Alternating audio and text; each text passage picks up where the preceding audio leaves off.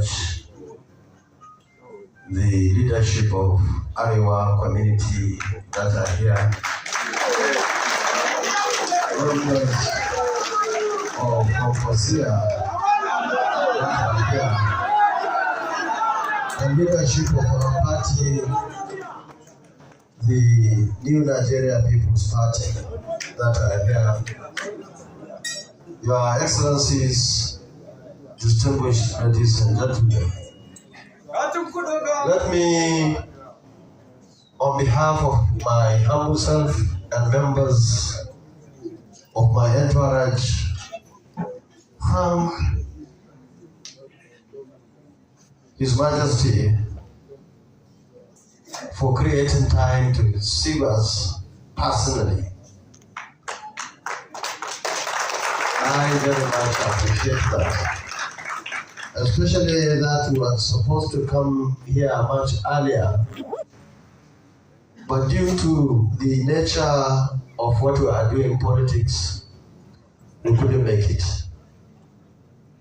So I want to say we apologize for coming here late, and also thank you for the patience, and through you, thank all the traditional rulers that are here patiently waiting for us. What we have done, we are not taking it for granted. It shows the level of respect you have for democracy.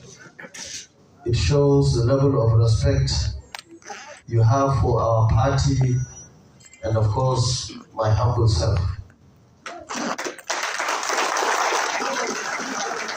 I am not surprised, because those of us from Kano know the good relationship between our palace in Kano and this palace over the years.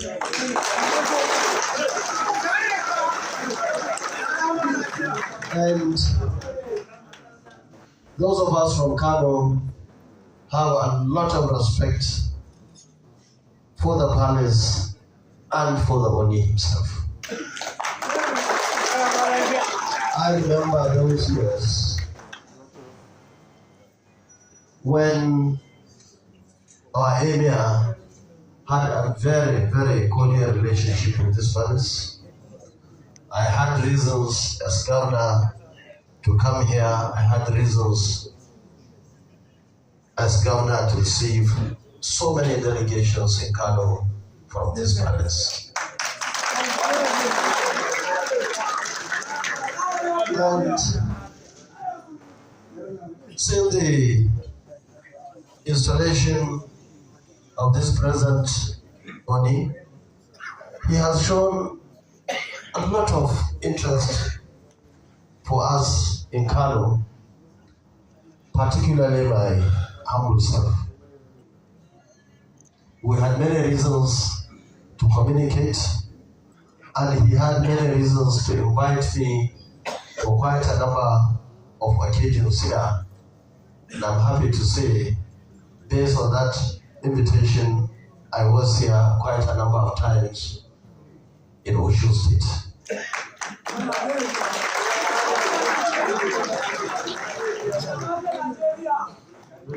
Let me also thank you so much for showing a lot of leadership, for showing a lot of love, especially to the people of northern Nigeria origin.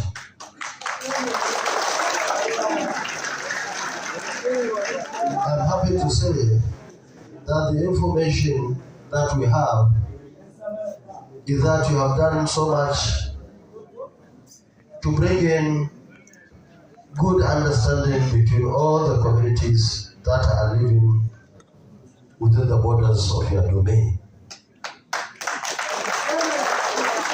I remember there was a time when there were some security issues here. The then governor, the then senator went to my house to invite me to come and talk to the northern people who are or were here in Ife. And I came together with the governor. We talked to them. And with support with His Royal Majesty, since then there was good relationship, there was peace in this respected domain, and by the grace of God there will continue to be peace in this domain, in this state, and in this country.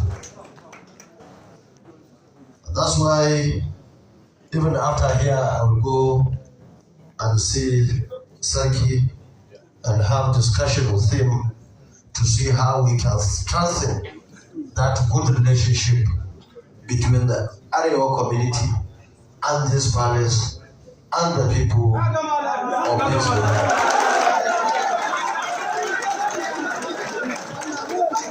Your Majesty, we are here to talk to our people, our supporters, and the good people of Osun State. I'm sure you are aware that about 9 months ago, we decided to leave PDP and of course APC. I was one of those who were founding fathers of PDP in 1998, and I was governor in 1999. We started very well, but along the line, the party drained, and therefore we had to look for alternative.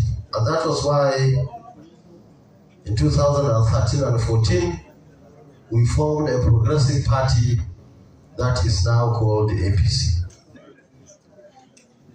And with our support, we were able to form a government at national level and many other states across this country. And I'm happy to say that as time went on, we realized that the APC itself was even worse than the PDP. And we have noted that before now, the election between APC and PDP was an election between bad and very bad. I'm so happy that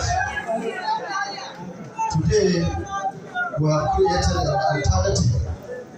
alternative platform, because to us, PDP and APC are one and the same thing. That's the status quo.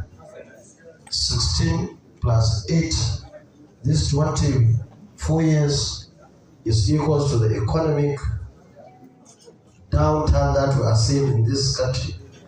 It's also equal to the insecurity and, of course, lack of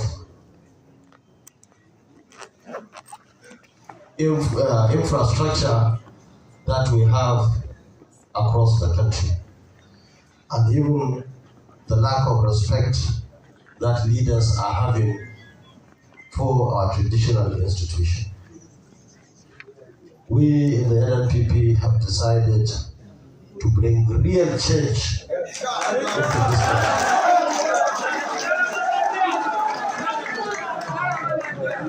That is why we are going to give you, Your Majesty, our blueprint. Our blueprint is very much detailed. I'm sure you'll create time to go through it.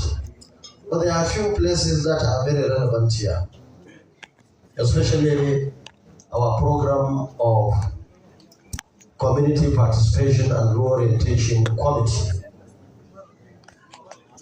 The committee will be in all the 8,809 wards in this country.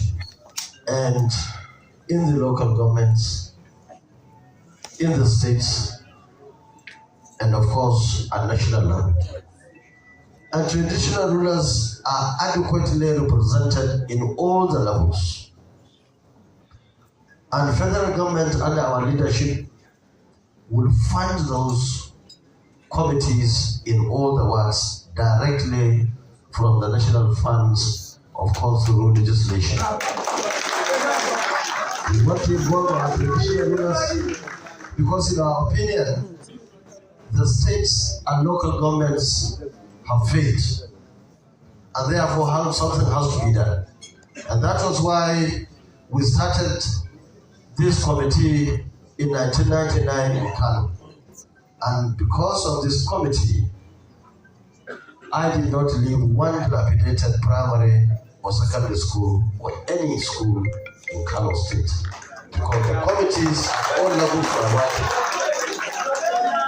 They were handling the issue of education, issues of health, infrastructure, and so on and so forth. And our blueprint really gave due respect to all our traditional rulers.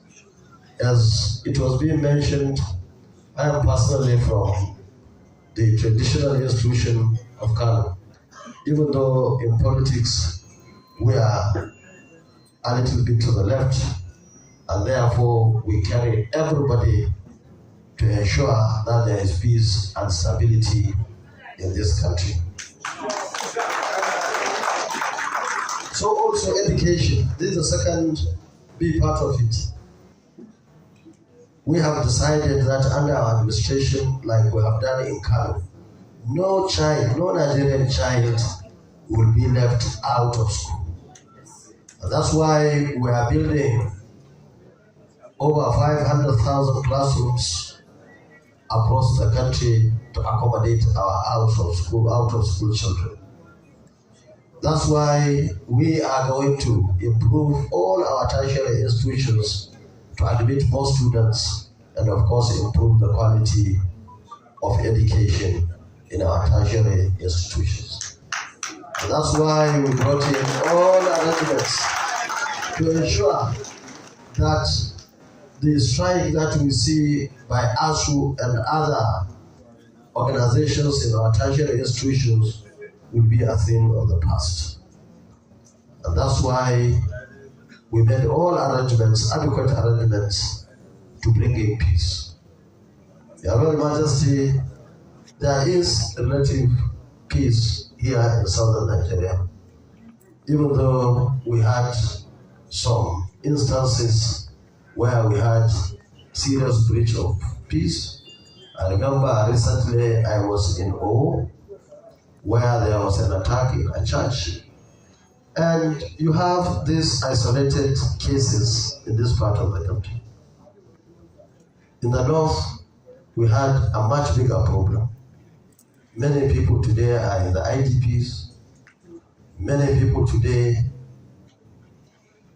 have their properties destroyed. Some are in the hospitals and so on and so forth. And that's why something has to be done. And that's why we stand very much different. Because voting for these two parties is like voting for status quo. For us, if you vote any of these two parties, then you are maintaining status quo. And we do not believe that the status quo is good for us and is good for the people of this country.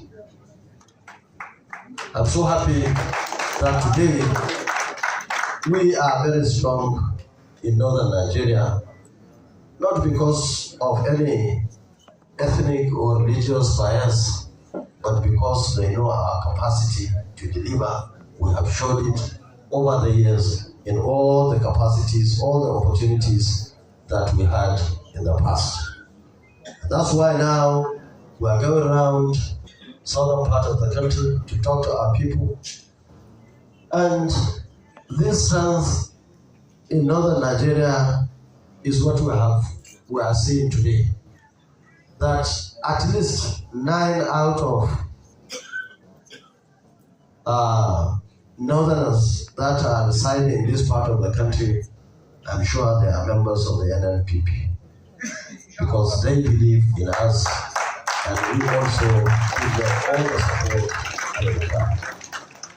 So, Your Royal Majesty, once again, we thank you so much and also remind you that in the past we had opportunities to work for people across the country. Our politics, especially in Kano, is not based on ethnic or religious bias.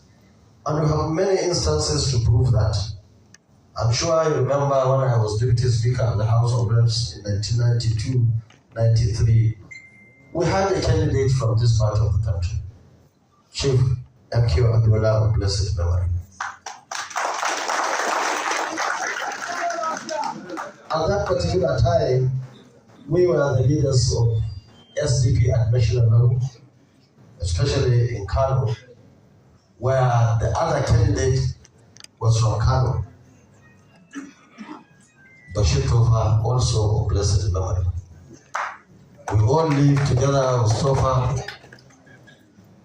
and my house is just within a long distance from his, meaning same polling booth, same ward, same local government, and same state. At that time, we believed that despite that one was our own from Kano, but we stood firm behind Chief M.K. Abdullah because we believed at that time he was the best. That was why Chief M.K. Abdullah won in our polling booth, won in our ward, won in the state and local government, and indeed across the country. So also the case of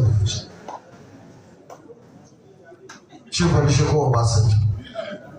In 1999, when he was contesting, I was governor-elect in Kano. And our leader, our respected leader, Muhammad Abubakar was also contesting with him. But we stood firm behind Obasanjo.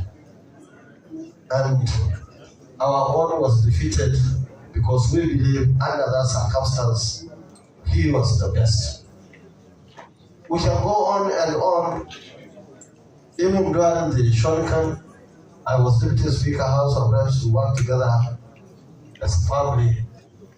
And of course, everybody knows what happened because we were all kicked out by the military in 1993. So we can go on and on to prove that long before now we are playing politics of competence, politics of integrity, and politics of capacity to deliver. Now we need all this more than ever before in this country. I want to take this opportunity to appeal to everybody in this state and of course in the country to vote wisely. We do not want to go back to square one. We don't want to maintain status quo. Those who are saying they will continue with what is happening, I think they live in their own world because they don't know what is happening in this country. Today, as we speak, Your Royal Majesty, we have the vast majority who cannot eat properly or who cannot eat at all. Today, as we are sitting here, there are so many people who cannot go to the hospital or who cannot send their children to school because of poverty. We have a situation where a sitting minister is bragging that they have money to defeat other parties. He was reiterating that yes, they have money. We know they have money. We also know that when they were going to be sworn in as ministers, they had nothing. And I believe that this is the highest level of indiscipline and also the highest level of insensitivity to what is happening to Nigerians. Your Royal Majesty, on behalf of all of us, I want to thank you for this honor, for this gesture, and through you, I want to thank all these respected traditional rulers, and through them, the entire people of Ocean Street, and say, Mungo Day, thank you very much.